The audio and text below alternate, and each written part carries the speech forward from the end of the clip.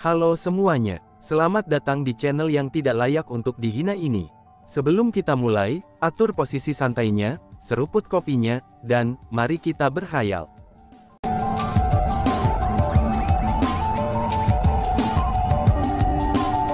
Melanjutkan cerita sebelumnya, suara yang tiba-tiba terdengar dari antara kerumunan itu sangat menggema.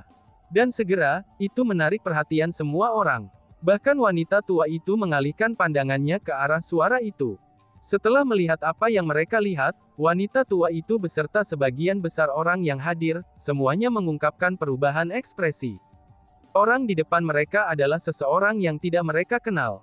Selanjutnya, pria itu memancarkan aura peringkat 2 yang ditinggikan.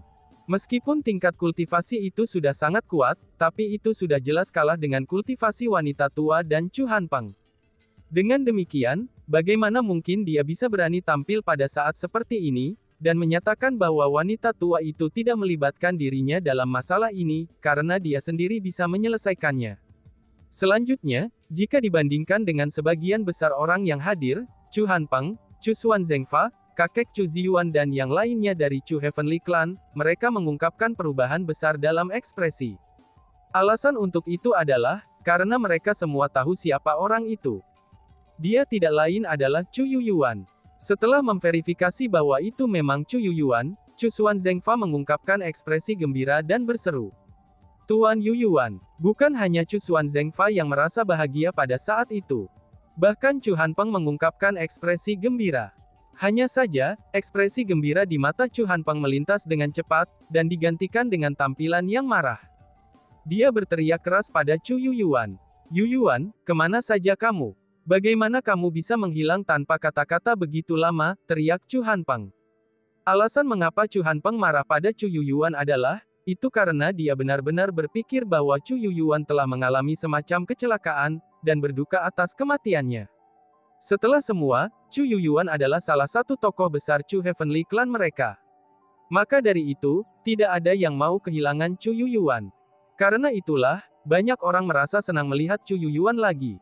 Selanjutnya, dibandingkan dengan ekspresi gembira dari yang lain, wajah kakek Chu Haoyan dan kakek-kakek Chu Ziyuan langsung berubah pucat pasi. Bahkan kepanikan memenuhi mata mereka. Sementara yang lain mungkin tidak tahu bagaimana Chu Yuyuan menghilang, tapi mereka tahu betul bagaimana dia menghilang. Chu Yuyuan menghilang karena dia dipaksa masuk ke danau infernal oleh mereka berdua. Hanpeng, daripada meminta aku kata-kata itu, lebih baik kamu bertanya kepada mereka berdua. Chu Yuyuan menunjuk ke arah kakek Chu Ziyuan dan kakek Chu Haoyan yang berada di platform tampilan utama. Kemudian, dia menunjuk ke arah Chu Ziyuan dan Chu Ruoshi. Kamu juga bisa bertanya pada mereka berdua, tambahnya. Kata-kata Chu Yuyuan datang seperti gemuruh petir yang tiba-tiba. Ekspresi Chu Ziyuan dan Chu Ruoshi segera berubah sangat besar, dan ini terutama berlaku untuk Chu Ruoshi. Dia jatuh beberapa langkah ke belakang, dan hampir jatuh ke tanah. Bahkan keringat menutupi wajahnya. Pada akhirnya, mereka hanya orang-orang dari generasi muda. Toleransi mereka terhadap rasa kejut masih rada kurang. Setelah melihat Chu Yuyuan, mereka mulai panik sepenuhnya.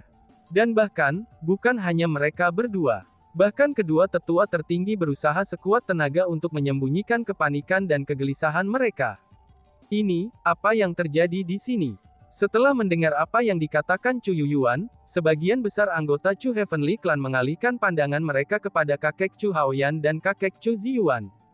Ada juga sebagian kecil dari mereka yang mengalihkan pandangan mereka kepada Chu Ziyuan dan Chu Ruoshi. Setelah melihat ekspresi panik Chu Ruoshi, banyak ekspresi orang berubah. Mereka pun menyadari bahwa ada sesuatu yang salah. Chu Yuyuan, apa artinya ini? Apa hubungannya menghilangnya kamu dengan kami? Kamu bahkan melangkah lebih jauh dengan melibatkan dua orang dari generasi muda. Sebenarnya apa niatmu? Melihat situasinya menjadi buruk, kakek Chu Haoyan segera berbicara untuk menyangkal Chu Yuyuan. Diam. Namun tepat setelah dia berbicara, Chu Hanpeng berbicara untuk menghentikannya. Kemudian, dia berkata kepada Chu Yuyuan. Yuyuan, apa yang terjadi? Jelaskan dari awal, ucapnya. Mendengar kata-kata itu, wajah Chu Ziyuan, Chu Ruoshi, kakek Chu Ziyuan dan kakek Chu Haoyan, semuanya langsung tenggelam. Itu karena, Chu Yuyuan memiliki cukup status di klan surgawi Chu mereka. Bagi mereka, kelangsungan hidup Chu Yuyuan sangatlah buruk. Maka dengan segera, Chu Yuyuan juga tidak ragu. Dia berdeham, dan kemudian berkata kepada orang banyak. Aku percaya semua orang sudah tahu tentang kematian Chu Feng. Dan aku yakin semua orang juga sudah mendengar tentang kepergianku. Namun, apa yang kalian semua ketahui bukanlah kebenaran. Hari ini, pria tua ini akan mengungkapkan kepada semua orang kebenaran yang sebenarnya. Dua anggota generasi muda Chu Heavenly Clan kami yang meninggal di domain suci, itu tidak terbunuh oleh Chu Feng. Ucap Chu Yuyuan sambil mengarahkan jarinya ke kakek Chu Haoyan dan kakek Chu Ziyuan. Namun sebaliknya, mereka dibunuh oleh mereka berdua, tetua tertinggi Chu Heavenly Clan, tambahnya. Apa, perbuatan dua tetua tertinggi, seru kerumunan. Kata-kata Chu Yuyuan segera menimbulkan keributan besar. Semua orang memalingkan pandangan mereka ke arah dua tetua tertinggi, dan keterkejutan memenuhi mata mereka. Pernyataan ini terlalu mengejutkan. Jika ini benar, maka itu pasti akan menjadi skandal besar. Kamu membuat tuduhan palsu. Hanya orang-orang dari generasi muda yang bisa memasuki gerbang Yin Yang itu. Bagaimana mungkin kita berdua bisa membunuh mereka? Chu Yuyuan, bahkan jika kita memiliki konflik satu sama lain, kamu tidak boleh salah menuduh kita seperti ini. Apakah kamu menganggap semua orang di sini bodoh? Kedua tetua tertinggi itu tentu saja tidak akan mengakui apa yang dikatakan Chu Yuyuan. Tidak hanya itu saja, mereka malah mulai menuduh Chu Yuyuan. Begitu mereka mengucapkan kata-kata itu, mereka langsung disambut dengan persetujuan banyak orang. Karena bagaimanapun itu adalah fakta, bahwa hanya orang-orang dari generasi muda yang bisa memasuki gerbang Yin Yang itu. Kalian berdua tentu saja tidak akan bisa memasukinya secara langsung. Namun, jika kalian berdua menggunakan teknik merebut jiwa dan merebut tubuh anggota generasi muda, kamu pasti bisa memasuki gerbang Yin Yang menggunakan tubuh mereka. Teknik merebut jiwa juga merupakan penyebab kematian dua generasi muda itu, kata Chu Yuyuan. Ini sebenarnya teknik merebut jiwa. Memang benar, jika seseorang menggunakan teknik merebut jiwa, itu akan sangat mungkin. Tetapi, untuk menggunakan teknik merebut jiwa pada generasi muda, tindakan itu terlalu kejam. Mendengar kata-kata itu, kerumunan kembali meledak. Mereka tahu bahwa menggunakan teknik merebut jiwa untuk menduduki tubuh seorang anggota generasi muda, itu benar-benar memungkinkan seseorang untuk melewati batasan tertentu. Namun, sesuatu seperti itu terlalu kejam. Sebagai tetua tertinggi yang prestisius dari klan Surgawi Chu, akankah mereka benar-benar melakukan hal semacam itu? Selanjutnya, mengapa mereka melakukan hal semacam itu? Klaim kamu itu menjadi semakin absurd. Bagaimana kamu bisa mengarang kebohongan semacam ini? Belum lagi bahwa kita berdua tidak tahu teknik merebut jiwa, bahkan jika kita melakukannya, kita tidak akan menggunakannya pada generasi muda kita sendiri, ucap mereka berdua. Wajah kedua tetua tertinggi menjadi pucat karena marah, dan mereka mengamuk dengan marah di antara gigi-gigi yang terkatup. Itu seolah-olah mereka benar-benar menerima perlakuan tidak adil. Namun, Chu Yuyuan bereaksi sangat tidak terganggu pada kinerja mereka. Dia dengan santai melambaikan tangannya dan berkata, "Jangan mendesak untuk membela diri. Aku masih belum selesai," ucapnya. Setelah dia selesai mengatakan itu, Chu Yuyuan menoleh ke kerumunan lagi. Semua orang, kalian semua pasti sangat ingin tahu, mengapa kedua tetua tertinggi ini menggunakan teknik merebut jiwa, pada generasi muda mereka sendiri untuk memasuki gerbang Yin Yang. Sebenarnya, itu sangatlah sederhana. Mereka berdua ingin melenyapkan Chu Feng. Adapun mengapa mereka ingin melenyapkan Chu Feng, itu karena mereka merasa bahwa, keberadaan Chu Feng akan menjadi halangan bagi cucu mereka masing-masing, Chu Ziyuan dan Chu Haoyan. Saat itu, mereka berdua menduduki tubuh dua anggota generasi muda, dan memasuki kedalaman gerbang Yin yang bersama dengan Chu Feng, Chu Ziyuan, dan juga Chu Ruoshi. Setelah mereka menemukan mata air yang diisi dengan kekuatan bela diri, mereka segera memutuskan untuk membunuh Chu Feng, dan merebutnya untuk diri mereka sendiri. Namun untungnya, aku tiba segera dan mencegah Chu Feng agar tidak terbunuh. Tapi sayangnya, aku sendiri diserang oleh mereka, dan dipaksa untuk melompat ke Danau Infernal. Adapun Danau Infernal itu diisi dengan air yang mampu melenyapkan segala sesuatu yang terlihat. Memasuki danau itu berarti kematian. Terkecuali, seseorang adalah pemilik garis darah surgawi. Hanya aku yang tahu tentang itu, dan mereka berdua tidak. Jadi, mereka tidak mengejarku begitu aku memasuki Danau Infernal. Selanjutnya, mereka yakin bahwa Chu Feng dan aku telah mati. Setelah itu, mereka harus menyerahkan semua kekuatan bela diri dari musim semi itu kepada Chu Ziyuan. Itulah sebabnya ranah Chu Ziyuan telah maju pesat. Itulah sebabnya juga dia mampu mengalahkan semua rekannya dari generasi yang sama hari ini. Ini adalah kebenaran tentang apa yang terjadi, jelas Chu Yuyan. Kata-kata Chu Yuyuan diucapkan dengan benar dan kuat. Mendengar kata-kata itu, hati banyak orang mulai bergetar. Klaim Chu Yuyuan ini sepertinya tidak bohong. Klaimnya juga sangat logis dan jelas, itu seolah-olah itu adalah kebenaran dari apa yang telah terjadi. Chu Yuyuan, aku benar-benar meremehkanmu. Tidak pernah aku bayangkan, bahwa kamu begitu mampu mengarang omong kosong seperti itu. Aku benar-benar tidak tahu, manfaat macam apa yang kamu terima dari Chu Feng untuk membingkai kita berdua seperti ini. Tidak peduli apa, kita adalah tetua tertinggi klan surgawi Chu. Apa yang kamu lakukan saat ini, itu setara dengan melawan atasanmu, ucap keduanya. Setelah mendengar apa yang dikatakan Chu Yuyuan, kakek Chu Ziyuan dan kakek Chu Haoyan sama-sama tidak bisa mentolerirnya lagi. Kedua tetua tertinggi itu menunjuk ke arah Chu Yuyuan dan mulai membentaknya. Dibandingkan dengan mereka berdua, yang berusaha sangat keras untuk mempertahankan diri, sedangkan Chu Yuyuan sangat tidak terganggu. Kalian berdua tidak perlu membantahnya, orang tua ini datang ke sini hari ini, lebih tepatnya untuk menyatakan kebenaran dan mengambil keadilan bagi Chu Feng, kata Chu Yuyuan. Sombong, kamu pikir kamu siapa, sehingga kamu mengatakan bahwa apapun yang kamu katakan adalah kebenaran? Kakek Chu Ziyuan bertanya dengan marah.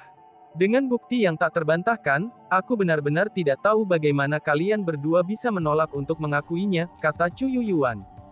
Bukti yang tidak bisa disangkal, mengapa kamu tidak mengambil bukti ini dan biarkan kami melihatnya, alih-alih mengungkapkan kebohongan yang tidak berdasar seperti ini. Kakek Chu Ziyuan semakin bersemangat setelah mendengar apa yang dikatakan Chu Yuyuan. Dia dengan tegas percaya bahwa, Chu Yuyuan pasti tidak akan dapat memberikan bukti. Faktanya bahwa Chu Yuyuan telah menyatakan kalau ia memiliki bukti yang tak terbantahkan, itu memberikan kesempatan kepada kakek Chu Ziyuan untuk menyerang balik. Selama dia bersikeras tentang hal ini, dan Chu Yuyuan gagal memberikan bukti, maka orang-orang akan mulai berpikir bahwa Chu Yuyuan adalah pembohong. Pada saat itu, semua orang mengalihkan pandangan kepada Chu Yuyuan. Mereka ingin melihat bukti seperti apa yang dimiliki Chu Yuyuan. Lagi pula, kisah yang diceritakan Chu Yuyuan juga sangat detail. Banyak orang merasakan apa yang dikatakan Chu Yuyuan sebagai kebenaran, dan bahwa Chu Feng mungkin benar-benar menderita ketidakadilan ini. Apa yang dilihat orang tua ini dengan mataku sendiri adalah buktinya. Chu Yuyuan menunjuk ke matanya. Apa ini? Begitu Chu Yuyuan mengatakan kata-kata itu, semua orang dibuat terkejut. Apa yang dia lihat adalah buktinya. Ini terlalu tidak masuk akal. Dia hanya menganggap semua orang yang hadir sebagai orang bodoh.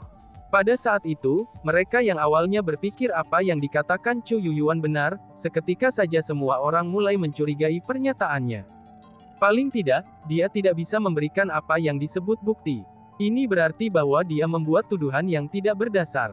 Yuyuan, jika kamu mencoba untuk mendapatkan keadilan untuk Chu Feng, kamu harus memberikan bukti yang konkret.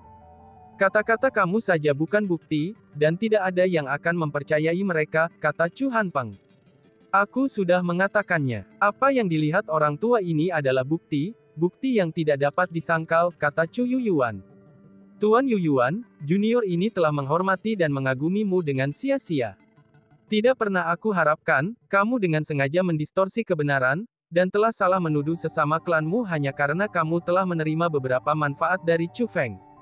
Tuan Hanpeng, kamu harus menegakkan keadilan untuk junior ini. Pada saat itu, Chu Ruoshi yang diam sepanjang waktu tiba-tiba berlutut di tanah, dan mulai bersujud kepada Chu Hanpeng.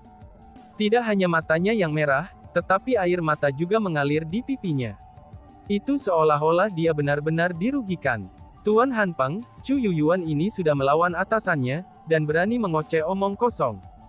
Tolong junjung tinggi keadilan bagi kami, kakek Chu Haoyan setengah berlutut di tanah.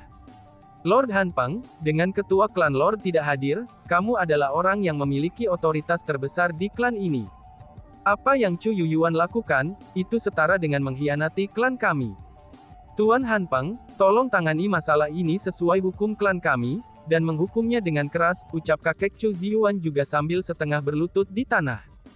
Dibandingkan dengan kata-kata kakek Chu Haoyan dan Chu Ruoshi, kata-katanya diucapkan dengan lebih banyak kebencian. Dia sebenarnya ingin Chu Hanpeng untuk langsung menghukum Chu Yuyuan. Lord Hanpeng, seseorang tidak bisa melawan para tetua tertinggi, apalagi membuat tuduhan palsu terhadap tetua tertinggi untuk secara terbuka mencoreng reputasi mereka. Lord Hanpeng, kamu harus menegakkan keadilan bagi para tetua tertinggi kita. Lord Hanpeng, kamu harus menegakkan keadilan untuk tetua tertinggi kita. Pada saat itu, banyak tetua Chu Heavenly Clan sebenarnya berdiri, dan kemudian berlutut di tanah untuk memohon Chu Hanpeng untuk menghukum Chu Yuyuan. Bagus, sangat bagus. Tampaknya kamu semua memiliki hubungan yang cukup baik dengan keduanya.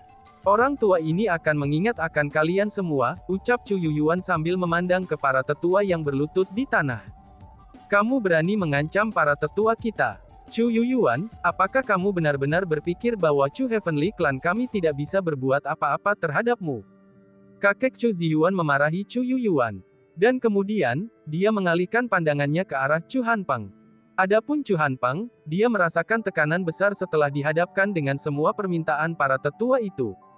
Chu Yuyuan, jika kamu tidak dapat memberikan bukti yang konkret hari ini, dan bersikeras untuk terus mengoceh omong kosong, orang tua ini benar-benar harus menghukummu sesuai dengan hukuman klan kami, kata Chu Hanpeng kepada Chu Yuyuan.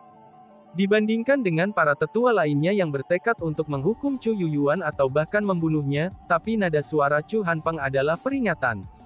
Dia memperingatkan Chu Yuyuan untuk tidak berbicara lagi, atau dia harus menghukumnya.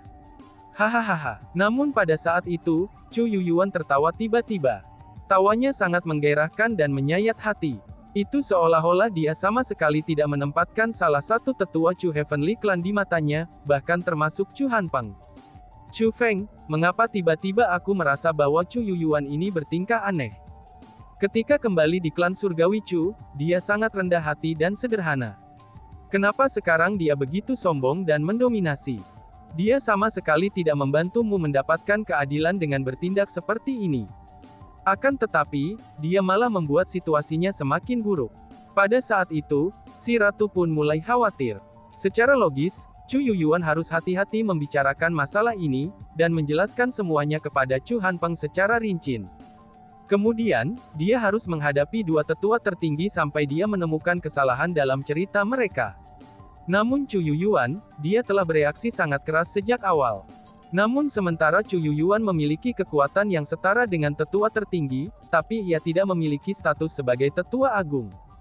Karena itulah, ia tidak memiliki kualifikasi untuk bertindak begitu keras. Dengan bertingkah seperti itu, ia malah akan membuat situasinya menjadi lebih buruk untuk dirinya sendiri, dan membuat orang merasa kalau dia telah dengan sengaja menyebabkan masalah. Aku juga tidak mengerti mengapa Lord Yuyuan bertindak seperti ini. Namun, aku pikir dia punya alasan sendiri. Kita harus terus menontonnya, kata Chu Feng. Dibandingkan dengan si ratu, Chu Feng bahkan jauh lebih tenang. Meskipun dia tidak mengerti mengapa Chu Yuyuan bersikap seperti itu, dia tahu bahwa dia tidak berdaya pada saat itu, dan juga tidak ada yang akan percaya padanya bahkan jika dia berbicara. Selanjutnya, sementara Chu Yuyuan tampaknya sengaja menyebabkan masalah, tapi dia dipenuhi dengan kepercayaan diri sejak awal. Sementara kakek Chu Ziyuan dan kakek Chu Haoyan mengungkapkan kepanikan di wajah mereka, tapi tidak untuk Chu Yuyuan. Malahan sebaliknya, dia percaya diri sepanjang waktu. Itu seolah-olah semuanya ada dalam genggamannya. Dengan demikian, Chu Feng merasa bahwa hal ini pasti tidak akan sesederhana kelihatannya, dan Chu Yuyuan harus memiliki semacam kartu truf tersembunyi. Chu Feng juga ingin melihatnya, seperti apa kartu truf Chu Yuyuan hingga membuatnya begitu percaya diri. Karena begitu percaya dirinya, sehingga dia berani menghadapi dua tetua agung di depan semua ahli dari alam atas Cilio Kosem besar, dan juga di depan Chu Hanpeng. Dan tiba-tiba saja bersambung. Sekian dan terima kasih banyak. Bye-bye.